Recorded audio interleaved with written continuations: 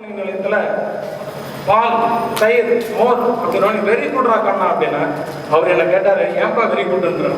அவர் தமிழே படிக்கல சார் அப்படின்னு. ரொம்ப சந்தோஷப்பா, இப்படிதான் இருக்கணும் தமிழ்நாட்டில், very good, long leave Tamil அப்படின்னா.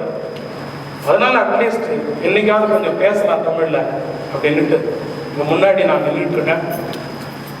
அன்றைக்கு பார்த்த அதே சின்ன குழந்தை மாதிரியே என்னோட பேச்சில் ஏதாவது தவறுகள் இருந்தா அன்றைக்கு மன்னிச்சு எங்களுக்கெல்லாம் ஏ கிரேட் கொடுத்த மாதிரியே இன்னைக்கு நீங்க ஏ கிரேட் கொடுக்கணும்னு உங்களை எல்லாரையும் மறுபடியும் வணங்கி கேட்டுக்கொள்கிறேன். அது நிறைய பேருக்கு அப்படிதான் கொடுத்துருக்குறாங்க. அதுதான் உண்மை.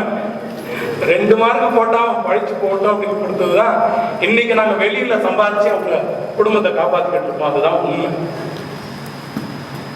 நீங்கள் ஆசீர்வதித்து எங்களை அனுப்பிய பிறகு எங்கெங்கோ சுற்றி திரிந்த நாங்கள் என்று மீண்டும் உங்களை பார்த்து உங்களுக்கு நன்றி சொல்லிவிட்டு போகலாம் என்று வந்திருக்கிறோம்.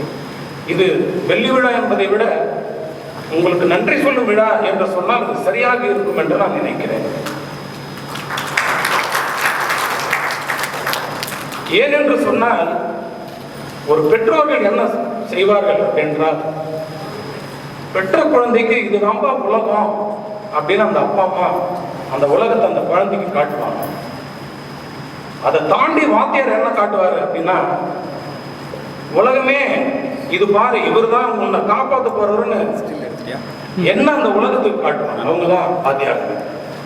Because you produce us and give it to the world, to serve the world.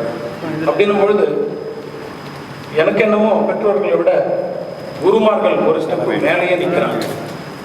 ஏன்னா ஒரு மனசு போகுதே மானே, நீ நடந்து போகையில் பாதம் நோகுமே, பூவை போட்டு தாரேன் அதில் நடந்து வாடி மானே அப்படின்னு சொல்றாங்க. அதே மாதிரி எங்களுடைய மலரும் நினைவுகளை உங்கள் கால்கள் இடத்திலே மண்டியிட்டு சரணடைய செய்து உங்கள் அனைவரையும் வரவேற்பதில் நாங்கள் மிக்க கடமைப்பட்டிருக்கிறோம்.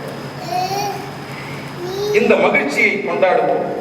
ஏன்னு சொன்னா, இந்த நாள் ஒரு இனிய நாள். இந்த நாள் இன்னும் என்று வருமோ இப்படி ஒரு பொன்னாள். இந்த வெள்ளி விழா ஒரு இனிய உறவின் இன்னும் ஒரு தொடக்கமாய் இருக்கட்டும்.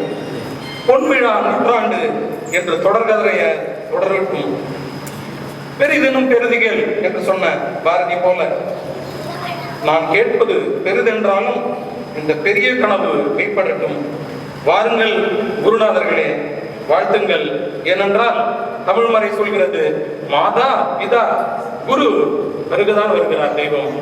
வாருங்கள், வாழ்த்துங்கள் தெய்வங்களே.